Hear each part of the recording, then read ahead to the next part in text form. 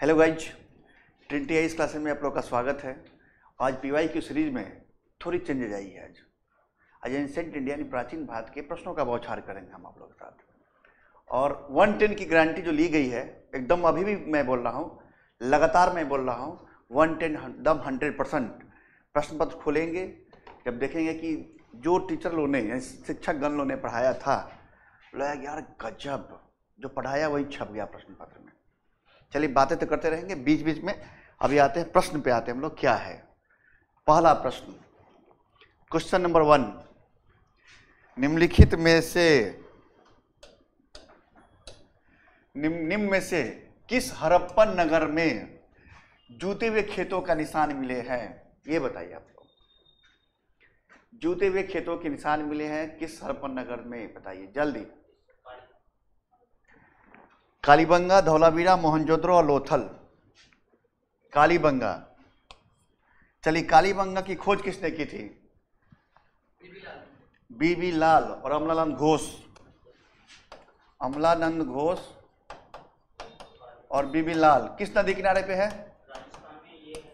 राजस्थान के हनुमानगढ़ जिले में है। पहले गंगा नदी जिले में हुआ करता था, अब हनुमानगढ़ जिले में हो गया है। और घग्घर नदी किनारे पे है ये। घग्घर नदी किनारे पे है। यहां से और क्या साक्ष्य मिले हैं बताइए हमको। और क्या साक्ष्य मिले जो इंपॉर्टेंट है? चूड़ी के साक्ष्य मिले हैं, अलंकृत ईंटों के साक्ष्य मिले हैं, हवन कुंड के साक्ष्य मिले हैं। और यहाँ पे जो घरें बनती थी, जो फर्श बनता था, कच्ची ईंटों के बने होते थे। बाकी जगह पक्की ईंटों के मिलेंगे, यहाँ कच्ची ईंटों के मिलेंगे। यहाँ पे हवन कुंड के साक्ष्य मिलेंगे। यहाँ पे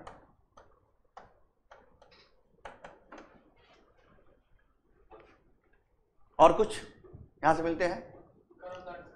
कर्मकांड। अच्छा, कहाँ मिला है कर्मकांड?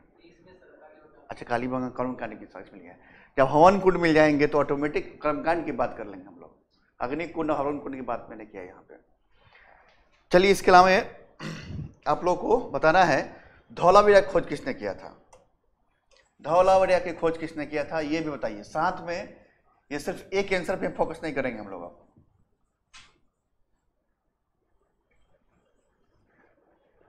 चलिए, धौलावीरा की खोज किसने किया था ये बताना है आप लोगों को। है कहाँ? क्योंकि यूनेस्को की धरोहर साइट में शामिल कर लिया गया है इसको। गुजरात में है, ठीक है। गुजरात के कच्छ रण में है। कच्छ के रण में है। खोज किसने किया था? जल्दी बताइए। खोज धौलावीरा आर.डी. बनर्जी। आर.डी. बनर्जी, राखलदास बनर्जी जो है मोहनजोदड़ो की खोज करेंगे 1922 ईस्वी में। जेपी जोशी जी खोज किए थे। जेपी जोशी जी ने खोज किया था इनका। दूसरा फैक्ट, क्या साक्ष्य मिला है भाई? उन्नत जल प्रबंधन के साक्ष्य मिले हैं।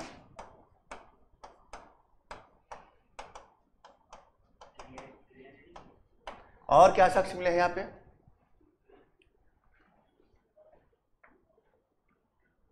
हड़प्पा लिपि जो है बड़े बड़े आकार में, याद है कि नहीं? 10 चिन्हों वाला शिलालेख मिला है यहाँ पे। हड़प्पा लिपि के बहुत बड़े आकार में एक पट्टी मिली है, 10 चिन्हों वाला लेख मिला उसमें। चलिए, मोहनजोदड़ो के बारे में बताइए आप लोग। कब खोज किया गया? किसने खोज किया? 1922 में। किसने? राखलदास बनर्जी ने। और बताइए क्या मिला है यहाँ पे भाई? इसको मोहनजोदड़ो का अर्थ क्या होता है? पहले अर्थ भी सिंध भाषा में अर्थ बताता है। मृतकों का टीला। मृतकों का टीला इसका अर्थ है। मृतकों का टीला इसका अर्थ है, सिंध भाषा में है। क्या साक्ष्य मिला है? इंपॉर्टेंट साक्ष्य जो पूछे जाते हैं। अन्नागार। चलिए, अन्नागार पहला साक्ष्य। और चौड़ी सड़क। चलिए, और योगी की मूर्ति, डांसिंग। हाँ, कांसे की नर्तकी मिली यहाँ पे। कांसे की नर्तकी मिली है, डांसिंग गर्ल जो होती है ब्रॉन्ज में मिला है वो। कॉटन के साथ मिला है। कॉटन भी मिला है यहाँ पे, कॉटन के साथ उस तरह मिला है यहाँ पे। पुजारी की मूर्ति और बताइए। Great bath, good, great bath मिला है। विशाल जलाशय यानी स्नानागार। चलिए इतना ही काफी है, इतना ही पूछा जाता है। लोथल के बारे में बताइए। लोथल हर एग्जाम में पूछा जाते हैं। पहले कहाँ पे है बताएंगे आप लोग? गुजरात में है। किस डिस्ट्रिक्ट में है ये बताइए? डिस्ट्रिक्ट नहीं पूछता है। गुजरात में है, अहमदाबाद जिले में है, भोगवा नदी किनारे पे है। खोज किसने किया था?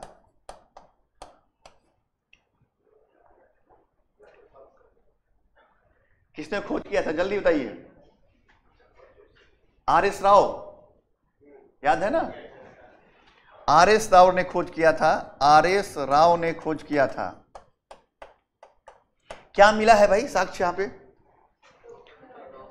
डॉकयार्ड मिला है, गुड। और क्या साक्ष्य मिला है?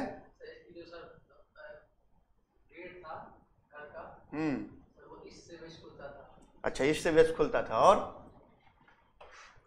यहां मिला है बंदरगाह, डॉकयार्ड का साक्ष्य मिला है। एकमात्र बंदरगाह नगर जो है हड़प्पा कालीन का। इसके बाद और क्या साक्ष्य मिलेगा यहाँ पे? हाँ, फारस के मोहरे मिले यहाँ पे।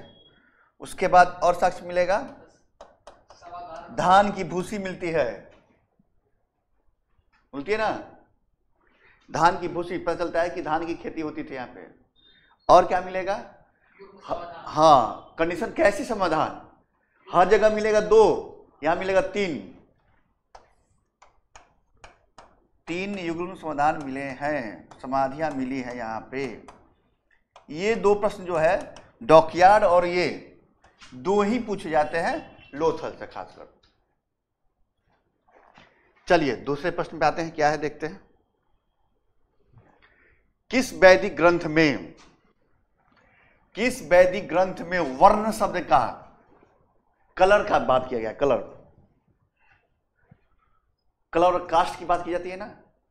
पहली बार कलर और कास्ट की बात कहां की गई थी? शब्द का प्रथम बार उल्लेख मिलता है, बताना है। ऋग्वेद, अथर्ववेद, सामवेद, यजुर्वेद। सामवेद जो वेद था वो गायन संबंधी वेद था, गीत और गायन संबंधी वेद था। अथर्ववेद जो था तांत्रिक विद्या को जानने वाला, शल्य चिकित्सा की जानकारी से मिलती है इससे। और यजुर्वेद नहीं सकता, युद्ध यज्ञ कर्मकांड की बात की जाती है। ऋग्वेद में ही मिलती है चर्चाएं की, ऋग्वेद में चर्चाएं मिलती है, वर्ण शब्द की चर्चाएं मिलती है। अच्छा, ऋग्वेद में बारे में बताइए कुछ आप लोग। कितनी ऋचाएं हैं, कितना सूक्त है और कितना मंडल है? 10 मंडल, गुड। आगे क्या?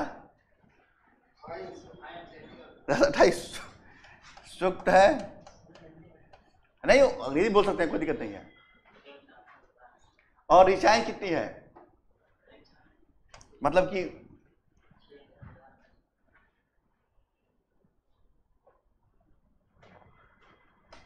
10,552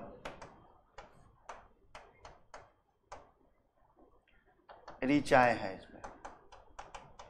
अच्छा, ऋग्वेद में और क्या हो सकता है बताइए, कैसा है भाई ऋग्वेद? ऋग्वेद में किस चीज का उल्लेख किया गया है? किस चीज का उल्लेख मिला है इसमें?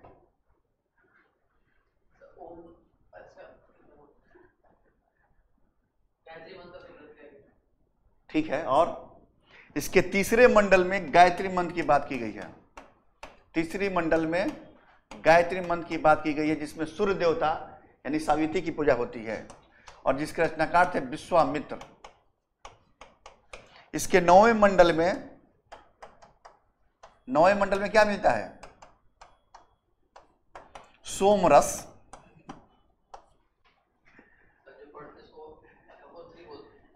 क्या मिलते हैं? हाँ, इसके पुरोहित को क्या बोलते हैं?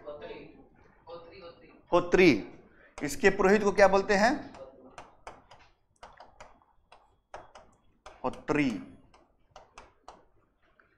इसके दो ब्राह्मण का नाम बताइए आप लोग। ऐत्रेय और कौस्तकी।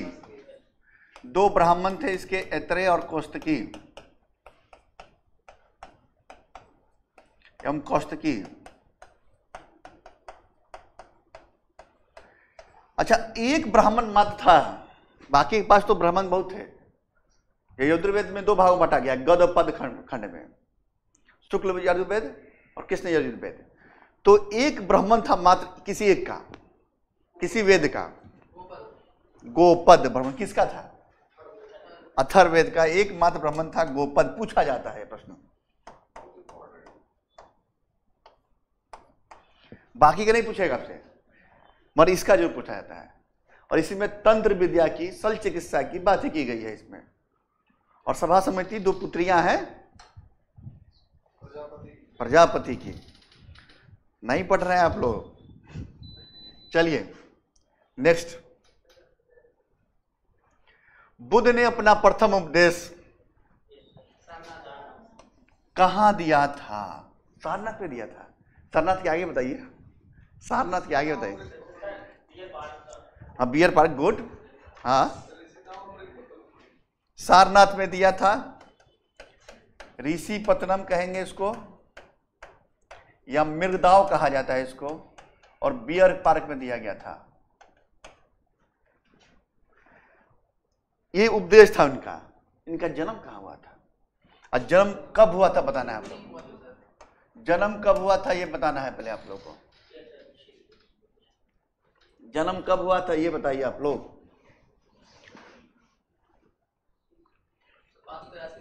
583 600, वाह। 563 BC में हुआ था। कहाँ हुआ था? कपिल वस्तु के निकट लुम्बिनी में। लुम्बिनी में जब उनको ज्ञान की प्राप्ति हुई तो उसके बाद उनको क्या कहा गया? ज्ञान की प्राप्ति पहले कहाँ हुई बताइए। ज्ञान की प्राप्ति कहाँ हुई? बोध गया में। पूरा बताइए, कहाँ कहाँ कैसे, कहानी बताइए इसका। ज्ञान की प्राप्ति कहाँ हुई? बोध गया में तो मैं जानता हूं। चलिए आगे। उर्वेला का नाम सुने हैं कि उर्वेला क्या है? ग्राम है वहां पे। हाँ, उर्वेला ग्राम है। तो उर्वेला में हुआ था। नदी का नाम बता दीजिए आप लोग। और पिछले बार बीपीएससी ने प्रश्न पूछा इस पे, रिजुपाल का नदी। तब अरे इस पे नदी पुनपुन हो जाएगी। मोहन और लीलजना। हाँ, उसको पुनपुन कहिए, निरंजना कहिए, निरंजना नदी कहिए, बाद में फल्गु नदी कहा जाता है। तो निरंजना नदी किनारे पे इनका ज्ञान की प्राप्ति कब हुआ था? उसी के दिन बनता है बुद्ध पूर्णिमा। वैशाख पूर्णिमा के दिन ज्ञान की प्राप्ति होती है।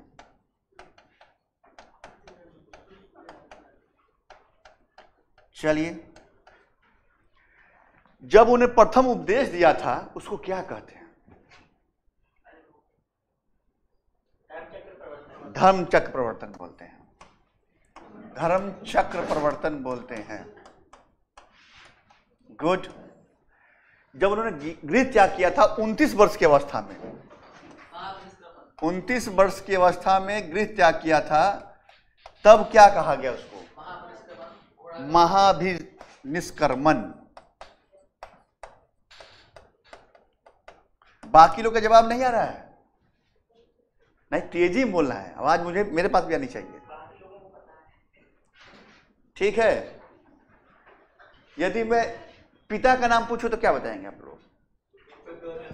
पिताजी का नाम क्या था इनके? नहीं, सबका पिता होगा ना भाई। पिता सुदोधन किस वंश के थे?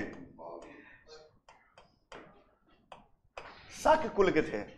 हैं? शाक्य वंश के थे। ठीक है। सही है, सही है। शाक्य गण के ही थे, शाक्य गण के प्रधान थे ये। इनके माता का नाम बताइए, पूछा गया प्रश्न है माता के बारे में। त्रिशाला माता, माया देवी भाई, माता जी का नाम जो था माया देवी। अरे यार कितने मिनट लगे?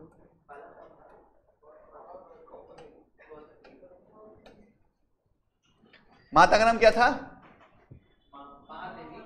माया देवी, जो कोलिया वंश की थी। पूछा गया है किस वंश की थी? कोलिया वंश की थी माया देवी इनकी। इनकी पत्नी का नाम क्या था?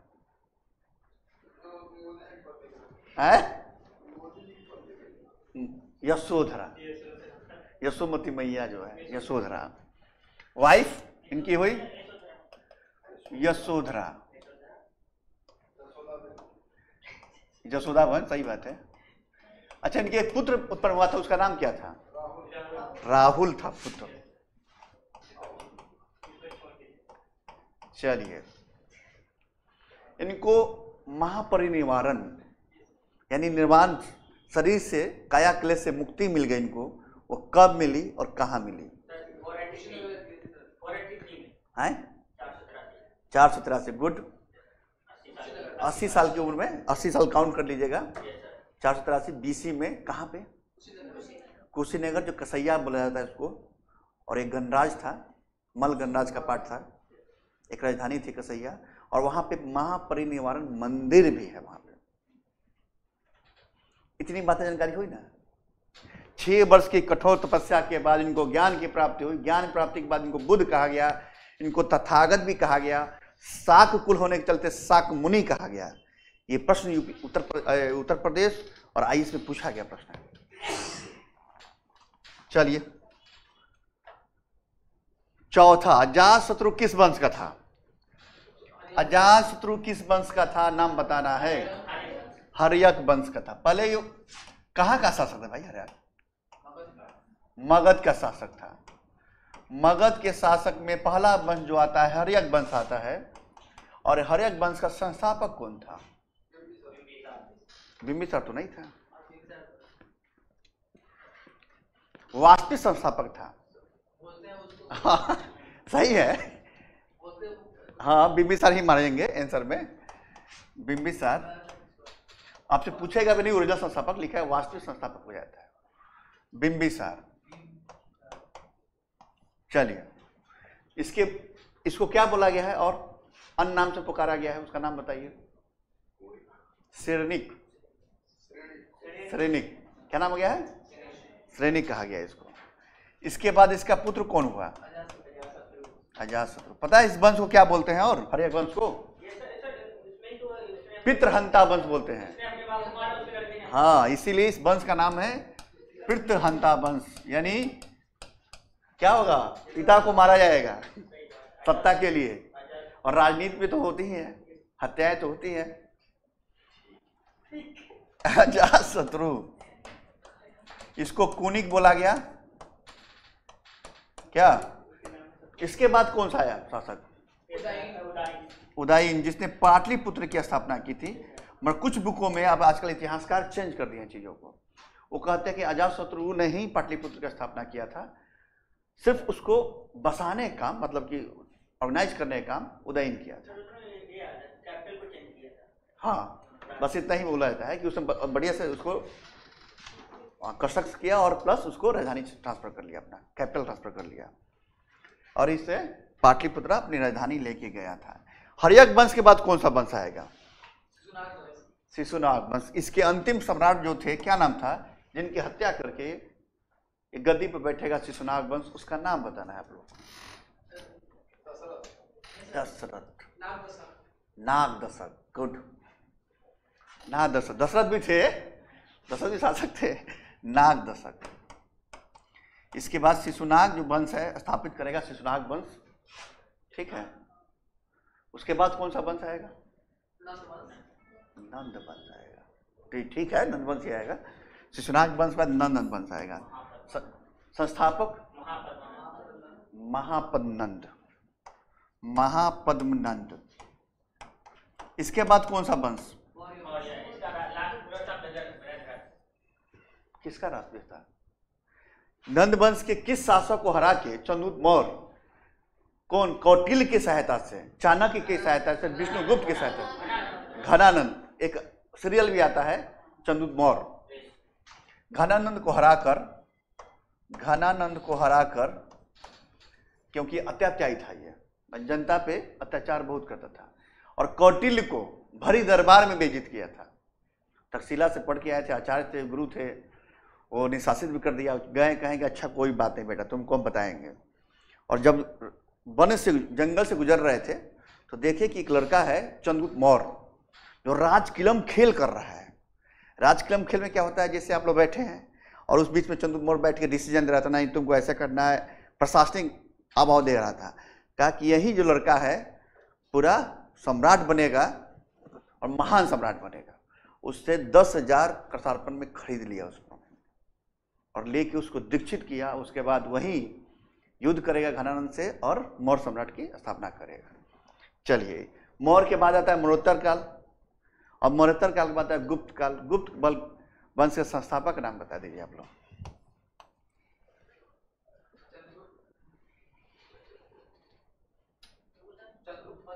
चंद्रगुप्त फर्स्ट, और कोई?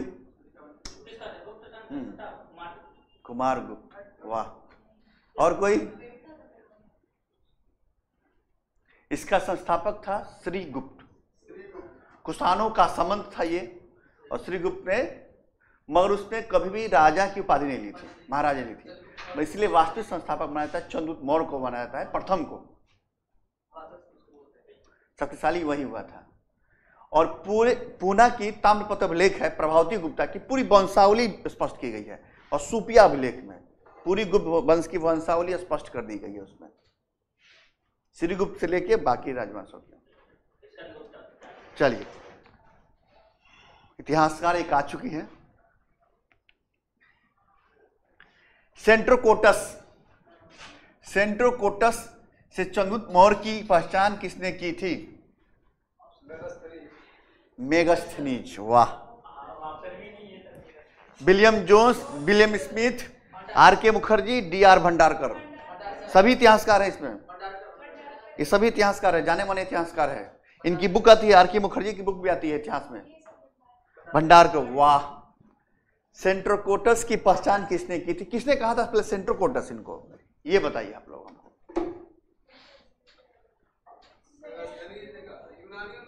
यूनानियों ने कहा था, उसका नाम बताना है आप लोगों को। वाह वाह, स्मिथ, ये दोनों ऑप्शन नहीं है, सुन लीजिए, दोनों ऑप्शन छाट लीजिए। विलियम जोन्स ने स्पष्ट किया था कि सेंट्रोकोटस मतलब कहने का अर्थ हुआ चंद्रगुप्त मौर्य, और स्ट्रोबो जस्टिन कहता है इसको सेंट्रोकोटस। स्ट्रोबो और जस्टिन, और जस्टिन कहता है क्या? सेंट्रोकोटस। और एरियन पुल्टार्क कहता है एंट्रोकोटस। नाम सुने ना हम लोग? इतिहासकार सुने होंगे, जो इतिहासकार होंगे वह सुने होंगे। एरियन पुल्टार्क, सबकी चर्चाएं करनी है। जस्टिन ने चंद्रगुप्त मौर्य की सेना को डाकू का गिरोह कहा है। जस्टिन ने चंद्रगुप्त मौर्य की सेना को, 6 लाख की सेना थी, कहा ये डाकुओं का गिरोह है। ये स्टेटमेंट पूछा गया, मेंस में प्रश्न है ये,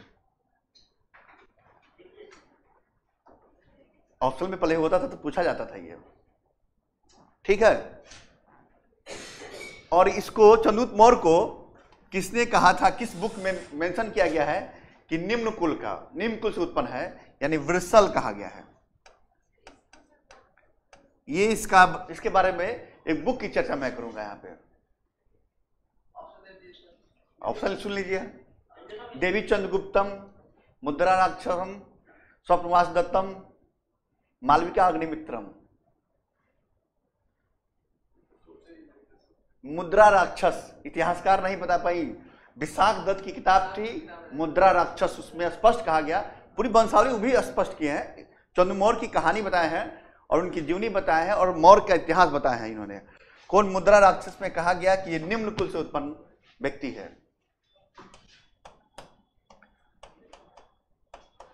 पता है पिछले बार यूपीएससी में प्री में पूछा, मित्राक्षरा के बारे में पूछा था, स्टेटमेंट पूछ दिया था, दया भाव और मित्राक्षरा दोनों का स्टेटमेंट पूछा। जब तक उसको स्पष्ट नहीं करेंगे किसी चीज को, कैसे भाई वहां पर टैकल कर पाएंगे प्रश्न को? एक बार यूपीएससी ने प्रश्न पूछा, ब्रह्म समाज के सिद्धांतों को पूछ दिया था उसने, 1 2 3 4। अब स्थापना नहीं पूछता, 1828। विशाख दत्त की पुस्तक है, विशाख दत्त की पुस्तक है मुद्रा राक्षस। चलिए, आजीवक संप्रदाय, अब लीजिए, सिर मुराते ही ओले पर गए। सर क्या पूछ दिया, ये कौन संप्रदाय आ गया नया? आजीवक संप्रदाय के संस्थापक कौन थे? मखलीपुत्र गोशाला। अच्छा, ये मखलीपुत्र गोशाला जो थे महावीर के शिष्य भी थे। इनसे मत भिन्नता हुई तो अलग जाके उन्होंने आजीवक संप्रदाय का स्थापना किया। और सिद्धांत क्या बोलते हैं लोग, क्या कहा गया आजीवक संप्रदाय में?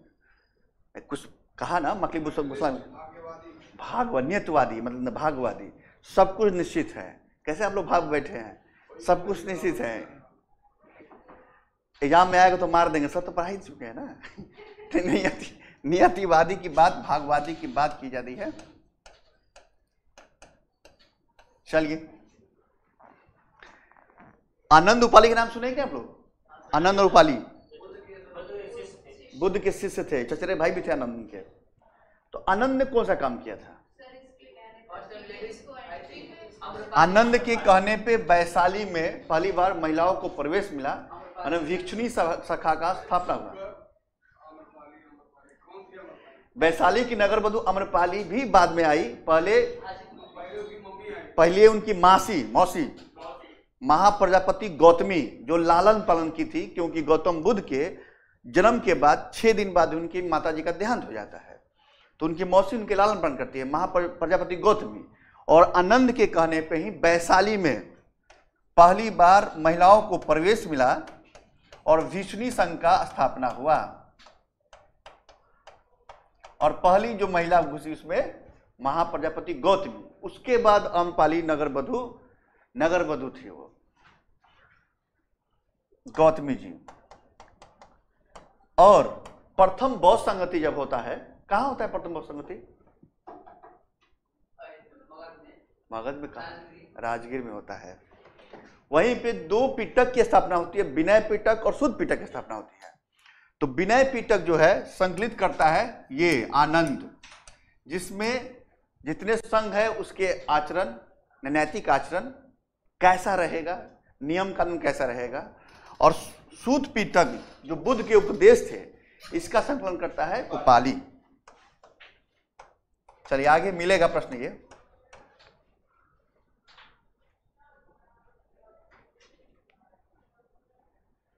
गायत्री मंत्र पूछ ही दिया, देखिए प्रश्न ही आ गया।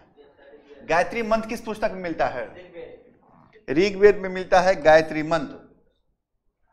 किसमें? ऋग्वेद में मिलता है, गायत्री मंत्र का उल्लेख मिलता है, 3रे मंडल मिलता है।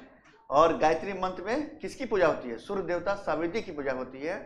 और इसके रचनाकार कौन थे? 3रे मंडल के कौन थे? विश्वामित्र। चलिए, कितना तेज हो गए आप लोग। महावीर स्वामी का जन्म कहां होता है? देखिए आ गया प्रश्न। महावीर स्वामी का जन्म कहां होता है? कुंडग्राम में होता है। ये कहां पड़ता है कुंडग्राम? वैशाली में पड़ता है। कब हुआ था ये भी बता दीजिए आप लोग, कब हुआ था ये भी बता दीजिए। ठीक है, दोनों डेट 599 भी मिलता है, ठीक है। 540 बीसवीं, 599 बीसवीं, दोनों मानते हैं, दोनों सही है। इतिहासकार अपने अपने सबसे व्याख्यायित करते हैं। और दोनों में क्या है कि 72 साल घटा के उनकी मृत्यु निश्चित कर लीजिए आप लोग, 2 हो जाएगा। मृत्यु भी उनकी जो होती है वो 2 हो जाती है। अच्छा, 542 ईस्वी में हुआ था महावीर का जन्म वैशाली के कुंडग्राम में। मगर यूपीएससी ने एक बार सवाल पूछ दिया, कहा कुंडग्राम आंसर नहीं दिया था उसने, कहा था कि महावीर का जन्म कहाँ हुआ था, और 4-5 गांवों का नाम दे दिया था। तो उसका बसाड गांव भी जब आएगा तो वो भी मार के आना है, वही बगल में पड़ता है बसाड गांव, उसी गांव में कुंडग्राम पड़ता है। वसाड ये कुंडग्राम जो है उसी में है, बसाठ गांव में है। यूपीएससी ने एक बार प्रश्न पूछा, सुन लीजिए, हिंदी मास की शुरुआत कब से होती है? पूछा गया प्रश्न है उत्तर प्रदेश। उसके बाद एक बार प्रश्न पूछा, प्रश्न पेपर हम खुद देने गए थे तो लगा कि इतना इजी प्रश्न कैसे पूछ दिया। कहा कि जो आप तिरंगा देखे होंगे उसमें गोला होता है, उसमें चक्र होता है, चक्र में कितनी तिलियां हैं। तो हम लोग को लगा यार पहली बार पूछ रहा, मतलब कि यार ऐसा इतना इजी प्रश्न क्या पूछेगा, लगता है तिल्ली कम हो गई। फिर भी डरते डरते 24 मार दिए हम लोग ना भाई, अब पहली बार पेपर देने गए तो मैं सही लग रहा है 24 तिल्ली। तो ये भी कभी कोई इजी प्रश्न में भी डरा देते हैं आप लोगों को। साइज पूछा था तब। चलिए बसाठ गांव भी आएगा। ये बताइए इनका जन्म कहाँ हुआ? अच्छा, जैन धर्म के संस्थापक थे ये? थे? नहीं थे। तो जैन धर्म के संस्थापक कौन होंगे बताइए? प्रथम तीर्थंकर जो थे वो ऋषभ देव थे, और 23वें तीर्थंकर का नाम बताना है जो काशी से बिलोंग करते थे और अश्वसेन के पुत्र थे। 23वें तीर्थंकर है पारसनाथ, और राजा अश्वसेन के पुत्र थे ये। स्टेटमेंट देके पूछा आईएएस ने ये प्रश्न। और 24वें तीर्थंकर जो हो गए कौन? महावीर स्वामी हुए ना। तो इनको ज्ञान की प्राप्ति कहाँ हुई थी ये बता दिए हमको आप। निरंजना नदी, ट्रिक बता देंगे। सरोज नाम याद है ना लोगों को? सरोज, SAROJ, ये होता है ना सरोज स्पेलिंग? सही है स्पेलिंग? साल वृक्ष के नीचे युजुपालिका ग्राम, युजुपालिका नदी और जिम्बिका ग्राम, जुम्बिक बोलते, जिरबिका बोलते हैं, जिरबिका ग्राम। साल बीच के नीचे युजुपालिका नदी और जिम्बिका ग्राम के नीचे। ये सरोज ट्रिक याद रखिएगा तो कहीं बन जाएगा। सरोज तो भाई याद होना चाहिए भाई। अच्छा, इनके पिता का नाम क्या था? पिताजी नाम बता दीजिए, पूछता है भाई, क्या कीजिएगा? सिद्धार्थ। इनके बचपन का नाम बताइए तो पहले महावीर के। बचपन का नाम बताइए। सुदोध है? अरे वर्धमान महावीर बोलते हैं तो वर्धमान था इनका बचपन में। वर्धमान। सिद्धार्थ उनके बचपन का नाम था। किनके? महावीर बुद्ध के, गौतम बुद्ध के बचपन का। इनके बचपन का नाम वर्धमान था। और इनके पिता का नाम, इनके जो है पिता का नाम जो है सिद्धार्थ था। उनके बचपन का नाम था, इनके पिता का नाम सिद्धार्थ था। पिता थे सिद्धार्थ, किस कुल के थे भाई? ज्ञात्रिक कुल के थे। क्षत्रिय तो सब थे, वो 23-25 कुल वाले लोग थे, ज्ञात्रिक कुल के थे। और वैशाली क्यों फेमस क्यों? वैशाली पहला गणतांत्रिक राज्य जो है लिच्छवी गणराज्य यहीं से बिलोंग करता है। और आईएएस ने प्रश्न पूछा इस पे, है ना। और पॉलिटिकल साइंस वाले जब पोल साइंस टीचर होंगे, पॉलिटी जिक्र करते होंगे आप लोगों को कि पहली गणतांत्रिक वज्जी लिच्छवी, वैशाली, यही वैशाली में लिच्छवी थी। लिच्छवी की राजधानी ही वैशाली थी। वज्जी संघ था जिसमें 8 गणराज थे। जब महाजन पर पढ़ेंगे आप तो उसमें एक लिच्छवी भी था, उसी में उसकी राजधानी वैशाली थी, जिसने राजा विशाल ने बसाया था इसको। चलिए इनके माता जी का नाम बताइए, जल्दी जल्दी बताइए आप लोग। हाँ जल्दी जल्दी, माता का नाम। अरे ऑप्शन भाई क्या मिला बताइए, माता पिता का नाम भाई ऑप्शन है भाई। अरे इसके पहले चर्चा हो चुकी उनकी, त्रिशाला। त्रिशला बोलते हैं, त्रिशाला। देखिए चलिए ट्रांसलेटर बढ़ जाए, त्रिशाला मिलता है, त्रिशला ही बोला जाता है उसको। कहा किसकी बेटी थी वो? बेटी थी, बहन थी, किसकी? पूछा गया प्रश्न भाई, हम क्या करेंगे? लिच्छवी राजा जो था चेटक, उसकी बहन थी वो। पत्नी का नाम बता दीजिए ना। हाँ यशोदा, यशोधरा था वो, यशोदा ही इनकी पत्नी नाम। हाँ, और इनकी पुत्री का नाम बताइए, पुत्री का नाम, मजाक मजाक में याद हो जाएगा आप लोग। इन्हीं की पुत्री के नाम, महावीर के, इनके नाम पे देश के प्रधानमंत्री भी रह चुकी हैं एक महिला, इंदिरा गांधी का और क्या नाम था? प्रियदर्शना नाम था उनका, पता है ना आप लोगों को? प्रियदर्शना इनकी पुत्री का नाम था। अनुनज्जा भी बोलते हैं, अनुज्जा, और प्रियदर्शना इनका नाम था। और इनके दामाद का नाम बता दीजिए जो इनका विरोधी, घोर विरोधी हुआ। पहला शिष्य भी हुआ और घोर विरोधी भी हुआ इनका, याद है? जमाली, जो प्रथम शिष्य भी हुआ इनका और ये घोर विरोधी भी हुआ। इनसे अलग होके बहुतरवाद की स्थापना किया था, एक अलग संप्रदाय स्थापित कर लिया था उसने। हाँ, अच्छा, इनकी मृत्यु कहाँ होती है? निर्वाण प्राप्ति, काया क्लेश से मुक्ति मिल जाती है पावापुरी में, जो पड़ता है बिहार में। ठीक है, कब हुआ? हाँ, डिस्प्यूट है, चलिए वो बॉर्डर इलाके पे है। कोई कहता है कि भाई यूपी में हो गया, चलिए मल गणराज का, मल गणराज में दोनों की मृत्यु होती है। सुस्तीपाल जो राजा था उसी के राजप्रसाद में, राजप्रसाद करने का तो महल, तो उसी के महल में इसकी मृत्यु होती है। निर्वाण प्राप्ति, मृत्यु मत करना, निर्वाण प्राप्ति होती है। 72 वर्ष घटा लीजिएगा, इसमें जो डेट आएगा 468 करीब आता है वो हो जाएगा। 599 से 72 वर्ष घटाइएगा, जो डेट आएगा वो कर लीजिएगा।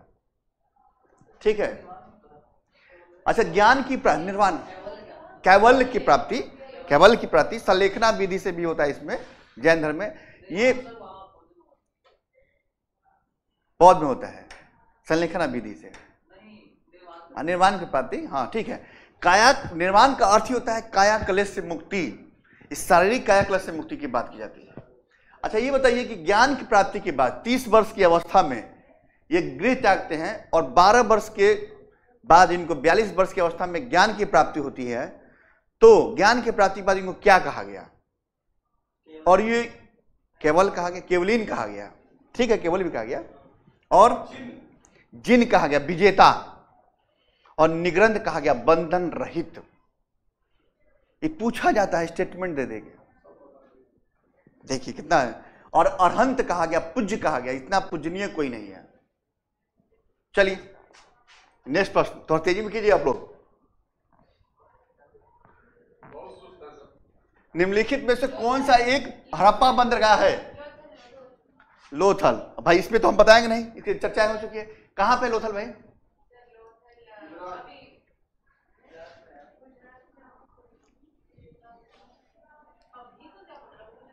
गुजरात में, अहमदाबाद जिले में।